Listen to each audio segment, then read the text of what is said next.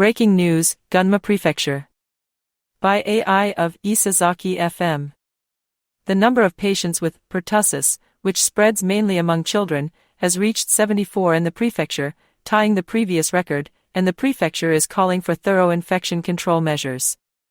This is an increase of 15 from the previous week. This is the same number as last month, which was the highest number since 2018, and the cumulative number of patients this year has reached 431, a new record high. Meanwhile, erythema infectiosum, fifth disease, which causes a red rash on the cheeks, is also continuing to spread, with 6.7 cases per medical institution in the week up to the 8th, marking the 9th consecutive week of warning level.